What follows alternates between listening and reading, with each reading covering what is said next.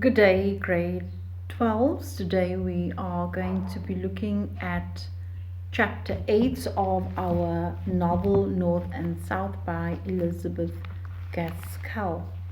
So, in chapter 7, our family had now finally left Helston and they are living in Malton. And when we look at the epigram of the chapter, it's entitled Homesickness. And of course, we know that homesickness is referring to the longing for their old life in Helston. We see that it is particularly Mrs. Hale and Margaret who have not accepted living in Malton, yet not accepted it easily. And it says, and it's hame fain I would be, which quite literally is home is where I want to be. So Helston is not just a location, it embodies home for them.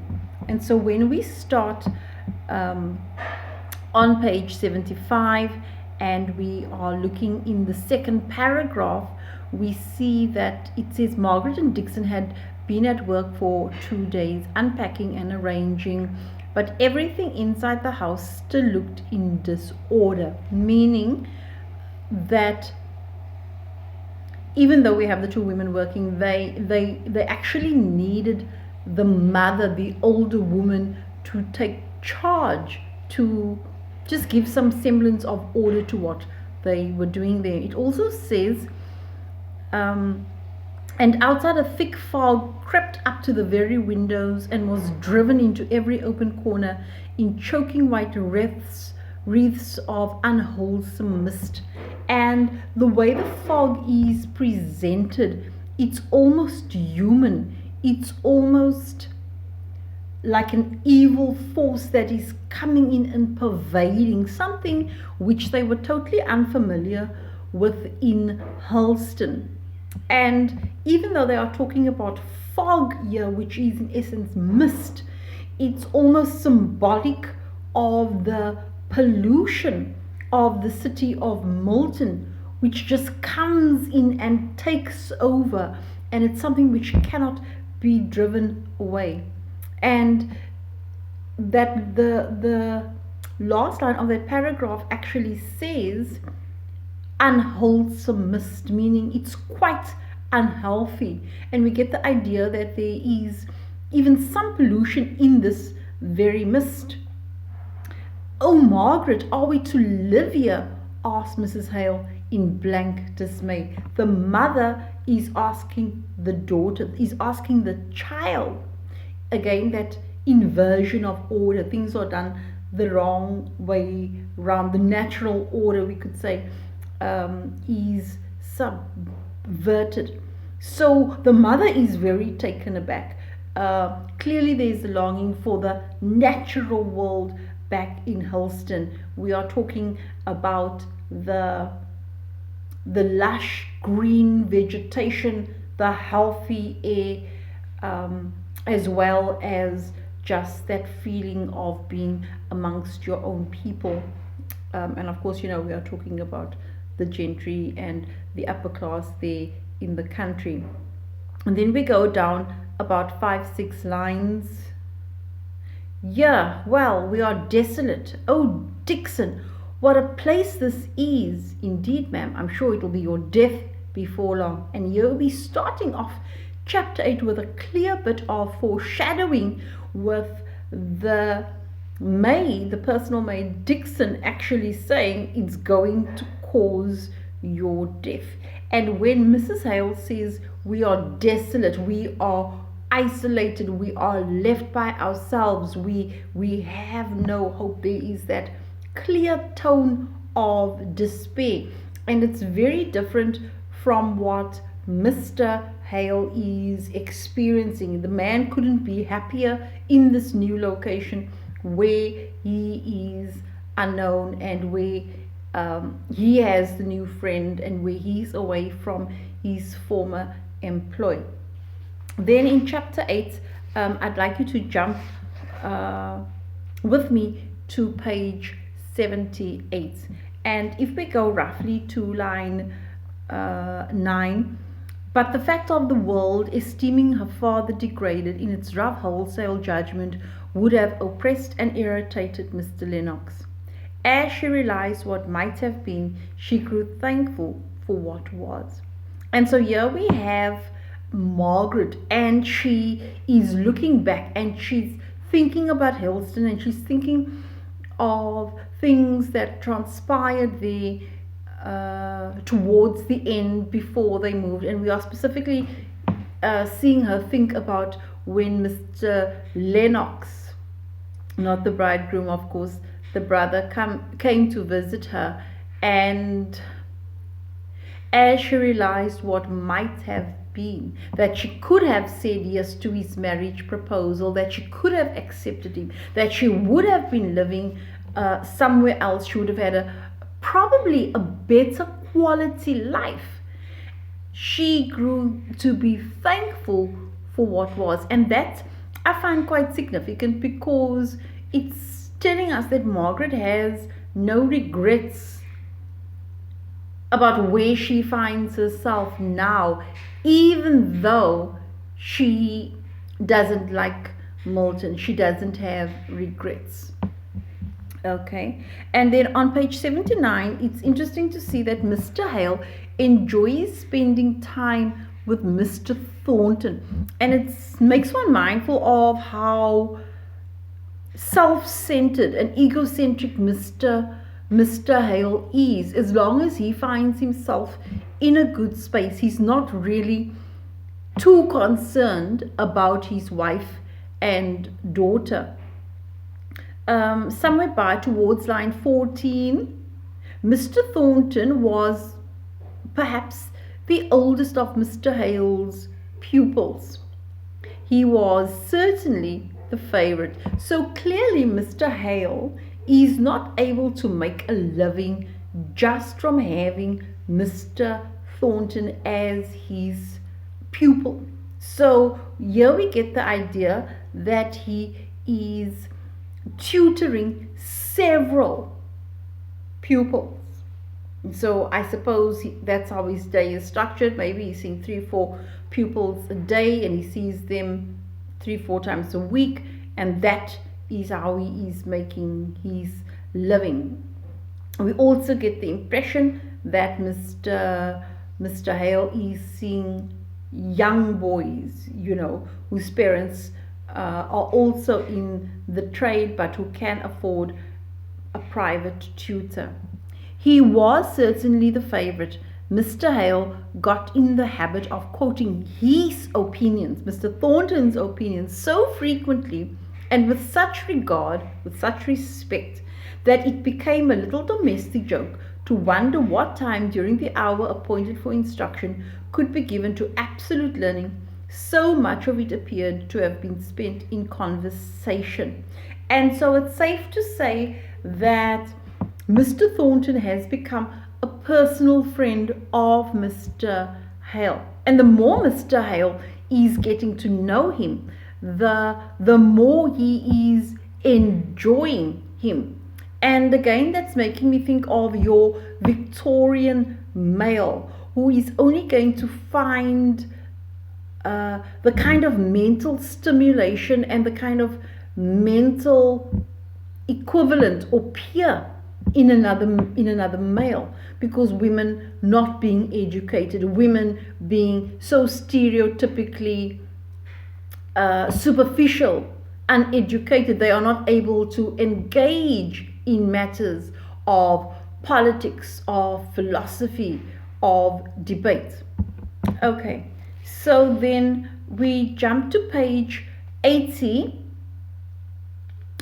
and when we get to line 14, it says, it fell to Margaret's share to have to look out for a servant to assist Dixon. Again, just a reminder, Margaret is doing what her mother should be doing. On page 81, Margaret accordingly went up and down butchers and grocers, seeking for a non-parole of a girl and lowering her hopes and expectations every week, as she found the difficulty of meeting with anyone in a manufacturing town who did not prefer the better wages and the greater independence of working in a mill. And this is quite a bit of an eye-opener for Margaret, because here we've got the, in inverted commas, the upper class family, but working as a maid for an upper class family has no status. Why? Because your wages are going to be far lower than if you were working in a factory. And working in a factory, there are set hours, there is a greater sense of independence. And so she's coming to see that they are not held in high esteem here. Again, this is something which the mother should be finding out for herself. Then we go to page 82, and here we finally get to meet some of the inhabitants of Milnerton. This is when we are coming face to face with the working class. And so on page 82 and 83, we have quite a detailed description. I'd like you to look at the latter part of 4, starting there.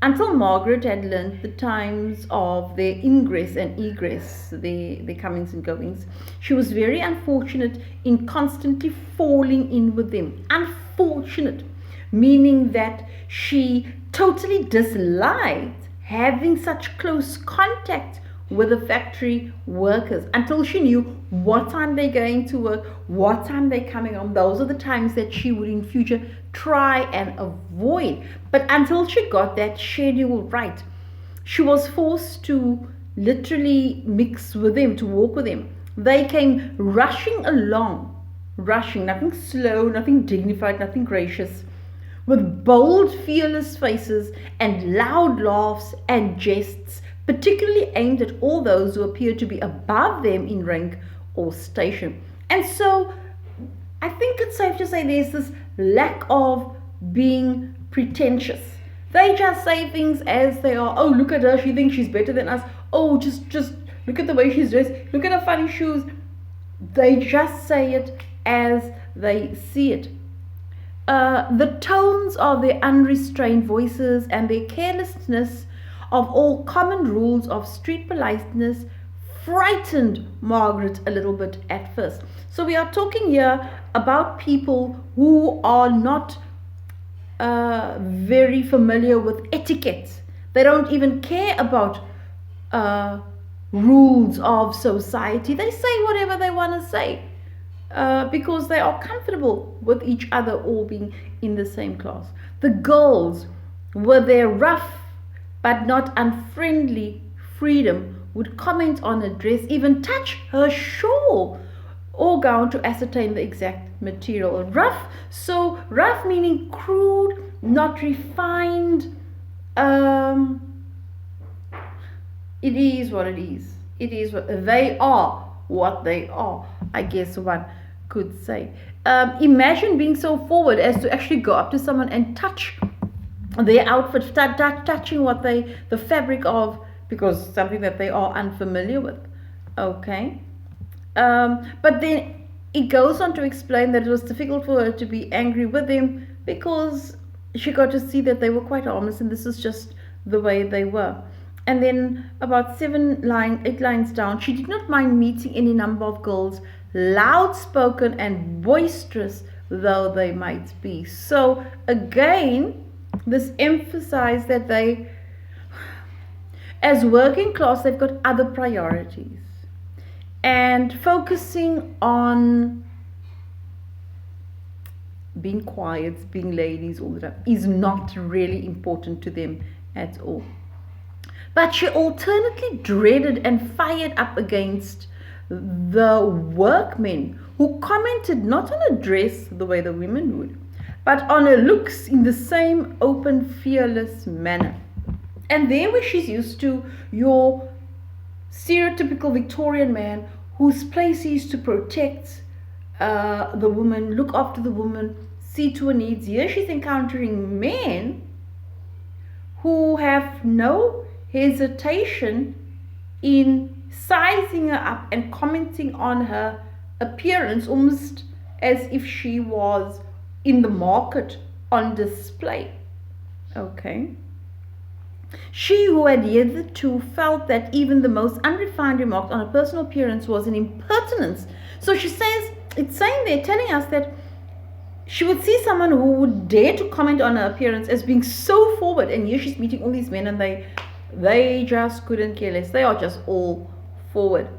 And then about 5-6 lines down, out of her fright came a flash of indignation which made her face scarlet and her dark eyes gather flame as she heard some of their features. And so, and she heard some of their speeches. So this tells us that Margaret has a very short temper and she becomes very angry, especially when she hears what they're saying. She becomes angry, she goes red in her face, all visible signs of her, not just her discomfort, but her anger. And here again, she is not your stereotypical Victorian woman, because your woman should be quite meek and slow to anger, and Margaret is not like that at all.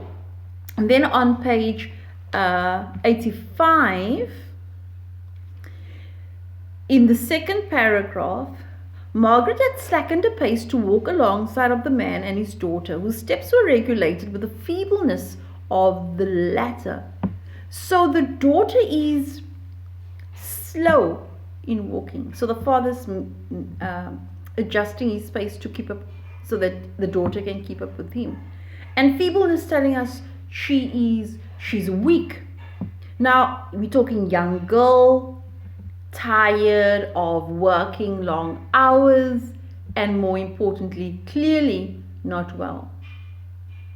She now spoke to the girl, and there was a sound of tender pity in the tone of her voice as she did so that went right to the heart of the father. And so here we've got a working class man who would normally have nothing to say or no kind words about the upper class. And when he sees that Margaret has genuine care and concern for his daughter, in fact she's filled with sympathy, that softens him. And he suddenly sees Margaret in a slightly different and definitely a better life. And then they make a little bit of conversation, and the chapter ends with the invitation, quite impulsively given, for Margaret to visit them. And of course Margaret, very impulsively, she accepts. So that is just a short overview of chapter 8.